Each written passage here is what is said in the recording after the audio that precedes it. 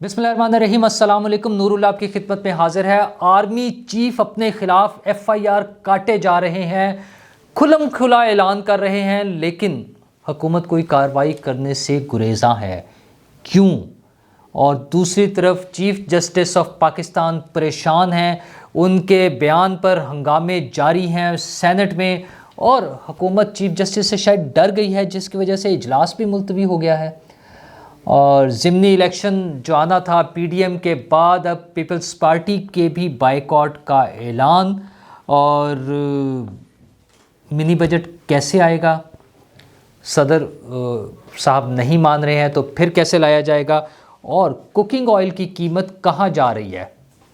मैंने आपको 11 जनवरी को जो बताया था, मेरा ख्याल है मेरा अंदाज़ा गलत निकलेगा, तो मैं बताता हूँ कि क्या गलत निकलेगा। तो जनाब आर्मी चीफ से शुरू कर दें कि आर्मी चीफ के बयानात जारी हैं इंटरव्यूज़ की सूरत में अपने दोस्तों के साथ। जावेद चौधरी साहब से शुरू हुए थे और फिर मंसूर अली ख़ान साहब बीच में आए, और अब एक धमाका खेज़ एंट्री आई है आफ्ताब इकबाल साहब की।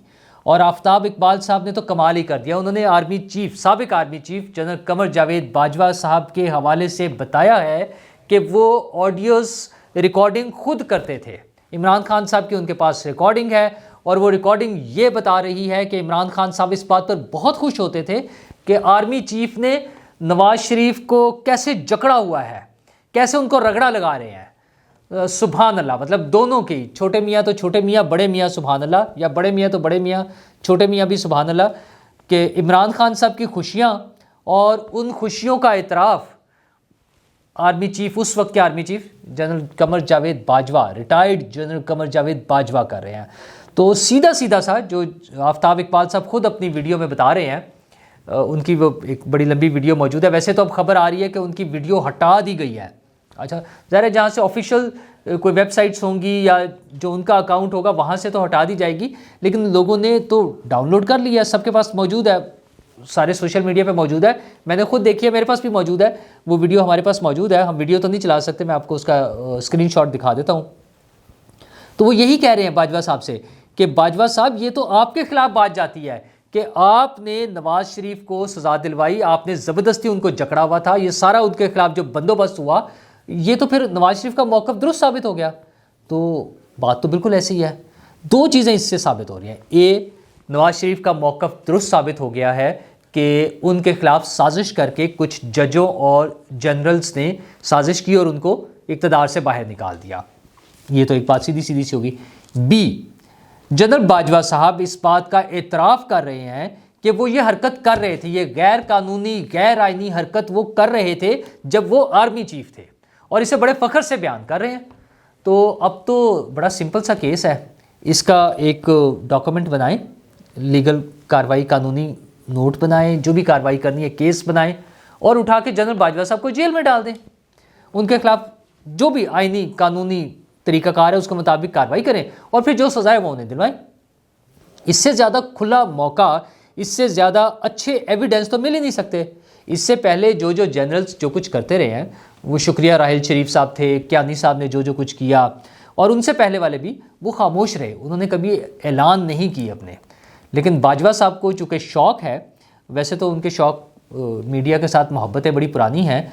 वो एक साहब का वीलॉग सुनते थे शेव करते हुए, ये भी पुरानी बात हमें बताई जाती थी। बहरहाल, तो उनके वो शौक़ पुराने हैं, वो अपने दोस्तों से जो सहाफ़ियों के ज़रिए कम्युनिकेट करना चाह रहे हैं।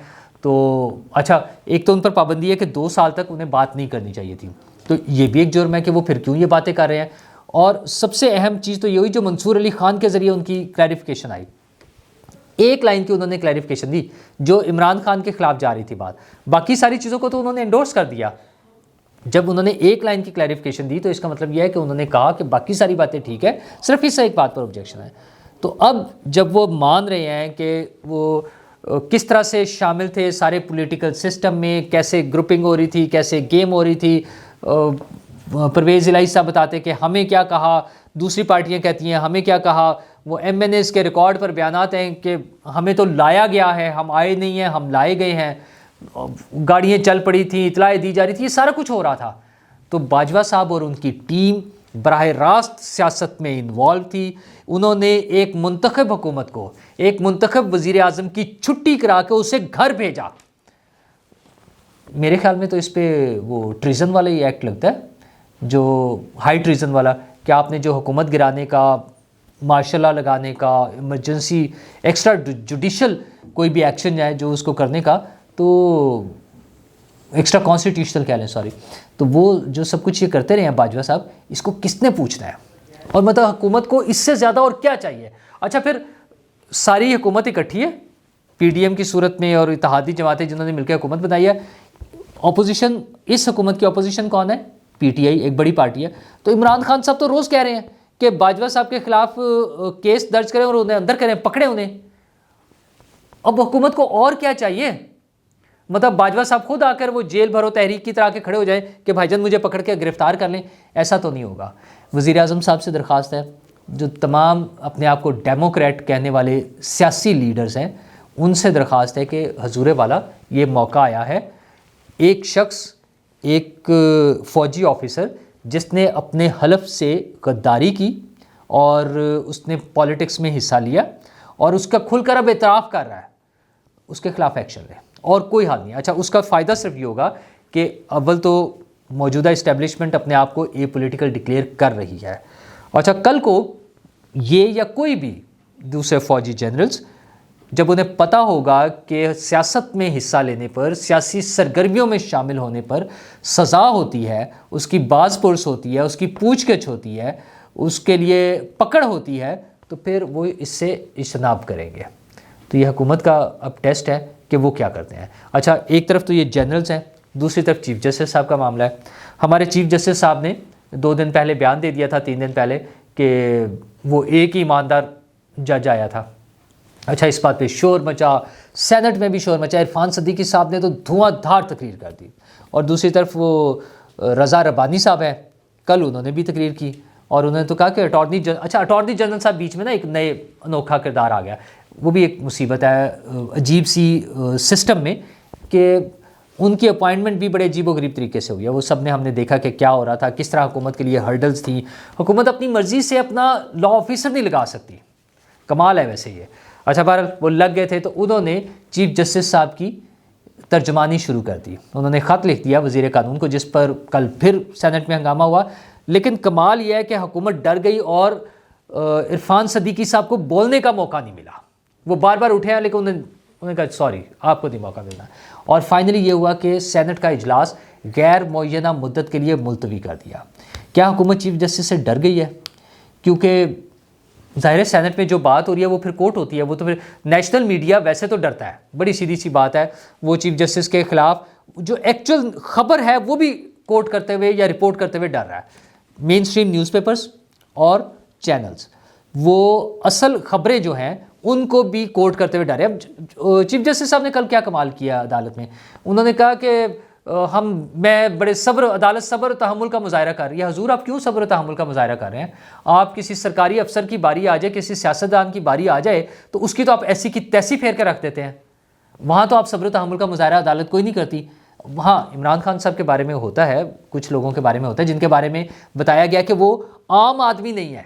اچھا اس بات پہ انہوں نے کوئی تردید نہیں کی. باقی بھی جو ہوا انہوں نے کہا میں اس کو فیک نیوز نہیں کہتا. تو بھائی فیک نیوز نہیں کہتے, سوری بھائی کہہ دیا, حضور والا آپ فیک نیوز نہیں کہتے تو پھر اس کو ایکسیپٹ کر لیں, پھر شور کس بات کا. وہی ایک ٹریڈیشنل گھسا پٹا سا جملہ جو ہر پریس ریلیز میں سرکاری لکھا جاتا ہے کہ سیاق و سباق سے ہٹ کر بات کی گئی. آپ بڑا سیدھا سا بتائیں کہ ساری چیزوں سے یا تو انکار کر دیں کہ یہ ساری باتیں نہیں ہوئی ہیں, اور اگر ہوئی ہیں تو آپ ان سارے میڈیا ہاؤسز کو, سارے میڈیا نے رپورٹ کیا پہلے دن, مین اسٹریم میڈیا نے بھی رپورٹ کیا, تو آپ ان کو پکڑیں, ان کو کٹہرے میں لا کے کھڑا کریں. وہ جو ہے آپ کے بڑے بڑے جو رپورٹرز ہیں, اعزاز سید ہیں, عبدالقیوم صدیقی ہیں, ان کو بلائیں نا, ان کو عدالت میں بلا کے کھڑا کریں کہ آپ نے یہ باتیں کیوں کی ہیں. اچھا سوشل میڈیا میں بھی لوگ آئیڈینٹیفائڈ ہیں نا جنہوں نے بات کیا, ان کو بلا کے پوچھیں کہ کیوں کیا ہے. اٹارنی جنرل کے خط کا کیا ویلیو ہے؟ اس بات پہ وہاں بھی شور مچا ہوا ہے. رضا ربانی صاحب نے تو کہا کہ اٹارنی جنرل کو خط لکھیں. ویسے تو اٹارنی جنرل کو فارغ کر دینا چاہیے اس بات پر, لیکن پھر پرابلم ہے کہ اگر اس اٹارنی جنرل کو فارغ کر دیا تو نیا کیسے لگے گا. حکومت بیچاری بڑی بے بس ہے, اور یہ اسی طرح روئے گی یہ بھی حکومت جیسے آج عمران خان صاحب کہتے ہیں نا کہ میں تو کٹ پتلی تھا, میرے تو ہاتھ میں ہی کچھ نہیں تھا، وہ تو کوئی اور کر رہا تھا.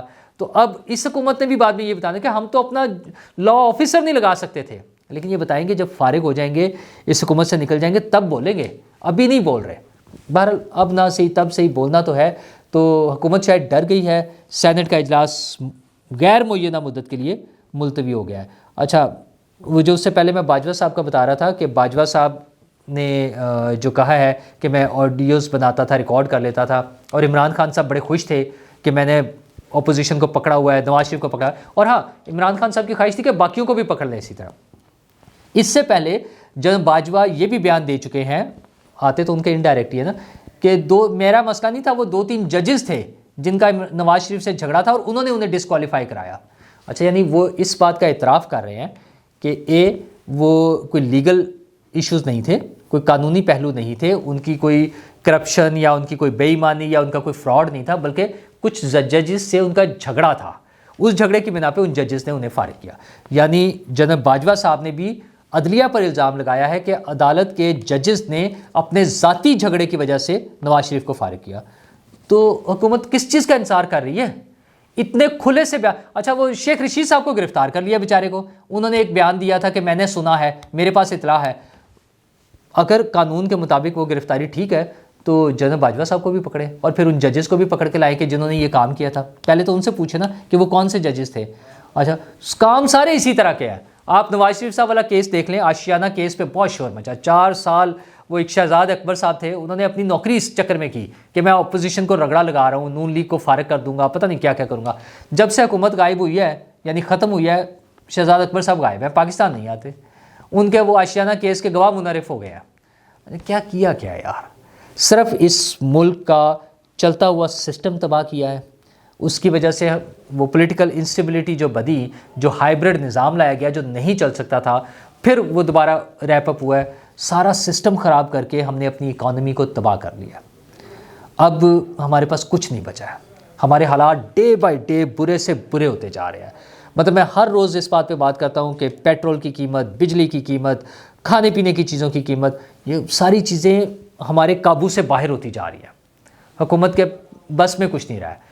اچھا، وہ بڑھا رہے ہیں نا، حکومت تو ٹیکس لگائی جا رہی ہے، بڑھاتی جا رہی ہے، لیکن ڈر اس بات سے لگتا ہے کہ یہ مہنگا پیٹرول بھی شاید نہ ملے. خدا نہ خواستہ وہ دن نہ آ جائے کہ مہنگا لینے کے لیے بھی لوگ کھڑے ہوں، پیٹرول پمپس پہ لائنیں لگی ہوں اور پیٹرول ہی نہ ملے. اچھا، اس حوالے سے چیزوں کی قیمتوں کے حوالے سے مجھے یاد ہے میں نے 11 جنوری کو اپنے ویلاگ میں آپ سے ذکر کیا تھا کہ رمضان میں کوکنگ آئل کس قیمت پر ملے گا. اس وقت شاید کوئی 500 روپے تھا، تو میں آپ کو 500 سم تھنگ تھا، تو میں نے آپ کو کہا تھا کہ رمضان تک یہ کوکنگ آئل جو ہے 800 روپے پر لیٹر میں آپ کو ملے گا. I'm sorry، میں غلط تھا، کیونکہ 750 تو ابھی ہو گیا ہے اور ابھی تقریباً 1.5 مہینہ، سوا مہینہ پڑا ہوا ہے تقریباً رمضان شروع ہونے میں. تو یہ تو مجھے لگ رہا ہے کہ یہ 1000 سے بھی اوپر چلا جائے گا. مطلب یار، کوئی کسی کو خوف ہی نہیں ہے، کسی کو کوئی ڈر نہیں ہے، کوئی سوچتا ہی نہیں ہے. مطلب دودھ کا ڈبہ جو پیکنگ والا ڈبہ ہے وہ کوئی 250 روپے لیٹر پہ چلا گیا. ٹھیک ہے، مطلب کیا سوچتے ہیں آپ لوگ. اور جو کھلا ہے ویسے تو وہ بھی کوئی اصلی نہیں ہے، مطلب اس کے بارے میں بھی بہت سارے ڈاؤٹس ہیں، بہت سارے ایشوز ہیں، پتہ نہیں کیا کیا ملا کے ہمیں پلا رہے ہیں. جو کھلا دودھ ہے اس کا تو اللہ ہی حافظ ہے، وہ پتہ نیلا سا پانی اور کون سے پاؤڈر اور کیا کیا ملا کے ہمیں پلائے جا رہے ہیں. اور حکومت ہے کہ چین کی بانسری بجا رہی ہے، سوئی ہوئی ہے. لوگوں کے اپنے اپنے مسائل ہیں. ہاں، کبھی کبھار بیان دے دیتے ہیں کہ 200 گولف کلب ہے. اور بھائی، کس نے پکڑنے ہیں، کس نے روکنے ہیں؟ فلاں کھا گیا، فلاں کر گیا، تو حکومت نے کرنا ہے نا. تو حکومت کو، اچھا یہ میں کوکنگ آئل کی قیمت بتا رہا ہوں، میڈیسنز کی قیمت ہر روز بڑھ جاتی ہیں، کئی 100%، کئی 100% جو ہے وہ قیمتیں بڑھ جاتی ہیں. تو کوئی پوچھنے والا ہی نہیں ہے. جناب وزیر اعظم صاحب اور تمام وہ لیڈرشپ جو حکومت میں ہے، حکومت کا مطلب، اور جمہوریت میں تو کیا ہوتا ہے کہ عوام کی حکومت، عوام کے ذریعے عوام کے لیے. تو اس کو کبھی حقیقت میں بھی دیکھ لیں کہ کیا واقعی ایسا ہے. کچھ بہت زیادہ ناسی، تھوڑا سا پرسنٹیج عوام کے لیے بھی سوچ لیں کہ آپ نے اپنی حکومت تو کرنی ہے، آپ نے دورے بھی کرنے ہیں. آپ کو بڑی فکر تھی کہ وہ آپ نے ٹرکی جانا ہے ایک بڑا سارا وفد لے کر. بالکل تعزیت بھی کرنی چاہیے، افسوس کا اظہار بھی کرنا چاہیے، جب کوئی کہیں بھی ڈیزاسٹر ہو ان کی مدد بھی کرنی چاہیے جتنی ہم کر سکتے ہیں اپنی وسعت کے مطابق، بلکہ وسعت سے بڑھ کے لوگ بھی کرتے ہیں اور ہماری کچھ تنظیمیں بھی کر رہی ہیں. لیکن کچھ اپنے لوگوں کا بھی خیال کریں. مطلب یہ جب ڈیزاسٹر آ کے کوئی اکٹھے لوگ مر جاتے ہیں صرف تبھی نہیں دیکھنا ہوتا، یہ جو لوگ بھوک سے مر جاتے ہیں، جو اپنے بچوں کو اٹھا کر اور کوئی ٹرین کے سامنے کود جاتا ہے، کوئی کسی برج سے پانی میں کود جاتا ہے، یہ ساری چیزیں بھی حکومت ہی کی ذمہ داری ہے۔ ان لوگوں کو سہولتیں مہیا کرنا، ان کی زندگیوں کو آسان کرنا حکومت کی ذمہ داری ہے۔ اپنا یہ فرض پورا کریں تاکہ لوگوں کا سیاسی نظام پر اور حکومتوں پر اعتماد قائم رہے، بجائے اس کے کہ وہ جتھوں کی صورت میں کچھ گروہوں کو اور کوئی ملیٹنٹ گروپس کو اور اس طرح کے لوگوں کو جوائن کر کے اپنا حق چھیننے کے لیے نکل آئیں۔ اس سے پہلے آپ جاگ جائیں تاکہ لوگوں کی زندگیاں آسان ہوں۔ شکریہ۔